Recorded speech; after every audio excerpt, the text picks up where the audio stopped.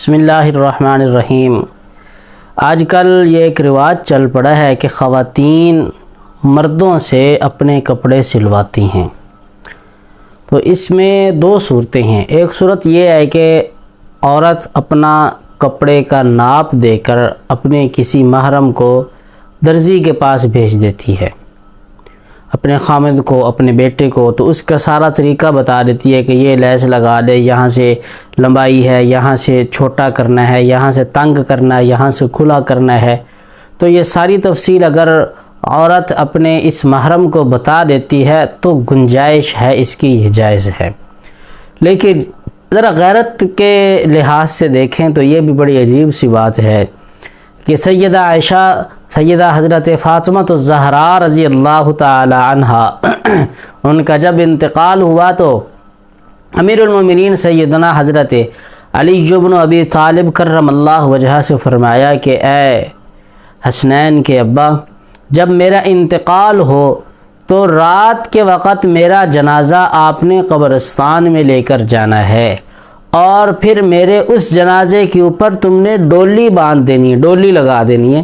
جس طرح کہ آج کل بھی سید خاندان میں یہ ایک رواج ہے، اور یہ ایک اچھی رسم ہے۔ میں کہتا ہوں ہر مسلم عورت کا جنازہ ایسے ہی جانا چاہیے کہ چارپائی کے اوپر لکڑیاں لگا دیتے ہیں اور اس کے اوپر کپڑا ڈال لیتے ہیں۔ نہیں پتہ عورت کی جسم کی لمبائی کتنی ہے، نہیں معلوم عورت کے جسم کا موٹاپا کتنا ہے، اور اس کا سائز کسی کو معلوم نہیں ہے۔ یقیناً اگرچہ مرد نہیں دیکھتے، اس مرحلے میں مرد نہیں دیکھتے، لیکن نظر پڑ جاتی ہے، پر کپڑے پڑے ہوتے ہیں، جسم ہے، صاف بات ہے۔ تو یہ بھی ایک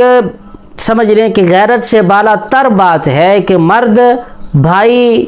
اپنی بہن کا سوٹ لے کے کسی مرد کے پاس جائے کہ یہ میری بہن کا سوٹ ہے، جس کی لمبائی اتنی ہے، اس کی فگر اتنی ہے، اس کے خاص اعضاء یقیناً واضح اس پہ معلوم ہے کہ اس کے اعضاء کی لمبائی اور چوڑائی اور موٹاپا اتنا ہے، تو یہ یقیناً غیرت سے بالا تر بات ہے، لیکن اس کی گنجائش اور اجازت ہے۔